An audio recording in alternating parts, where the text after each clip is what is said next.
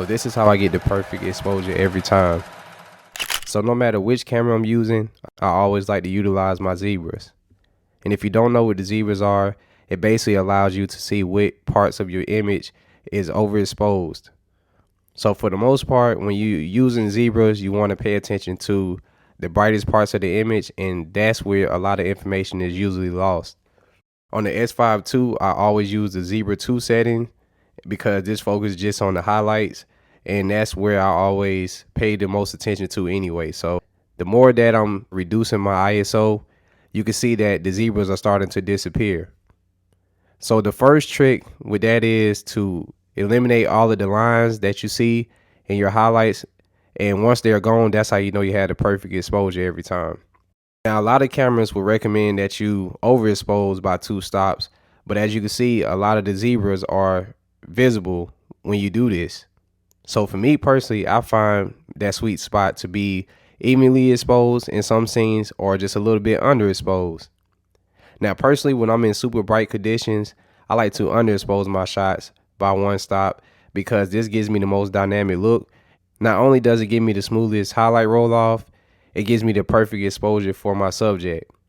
And that's the key thing that you need to focus on, which is your subject.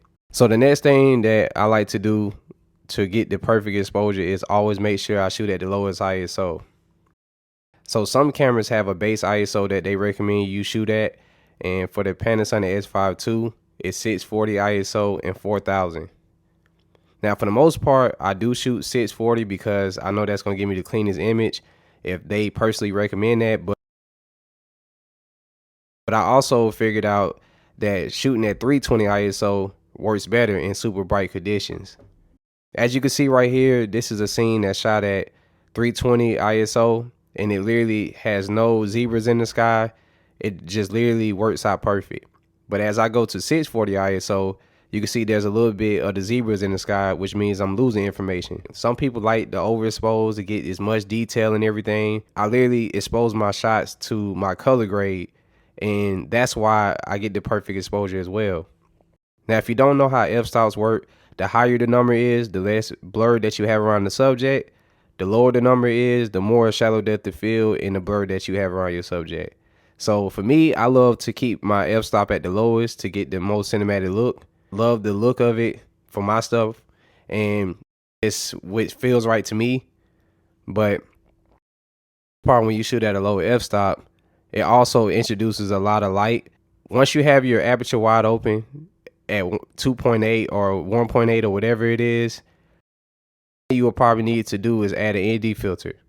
So this is a scene with me taking the ND filter off, and you can see how much brightness it is now with the same exact settings, and all you have to do is change the ND filter to reduce the light for your exposure. It literally allows you to keep your same exact camera settings. Doing this saves you a lot of time and also retains that motion blur. Now, if I'm in a situation where I got an ND filter that's still not able to, reduce the light enough, I just turn my shutter speed up really high, and this also will give you the perfect exposure. The only downside to this is you lose that cinematic motion blur, and everything starts to look a little too fast. But for some people, they actually enjoy the look of that.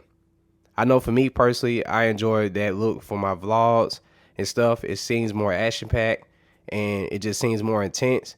And that's a film style that I like, so I don't see anything wrong with it.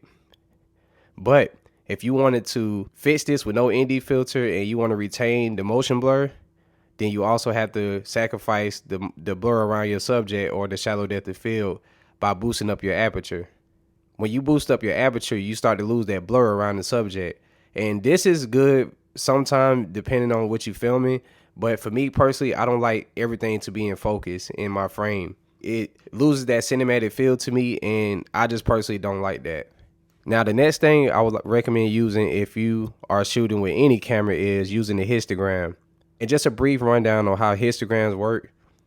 If the information is closer to the right, that means it's overexposed. If it's in the center, then that means it's evenly exposed. And if it's to the left, then that means it's underexposed. This is a very quick and easy way to know how to expose your shots without any light meters and all of that. You could just literally just read this. I know for me, I like being in that sweet spot between evenly exposed or underexposed a little bit. And like I said, I usually preview my LUT as I'm filming, and the underexposed look just works best for me. But anyway, man, that's pretty much all my tips for today. If there's anything y'all feel like I left out, please let me know in the comments. If you haven't already, hit that subscribe button. Y'all have a great day. Go create some dope shit. I'll see y'all next time.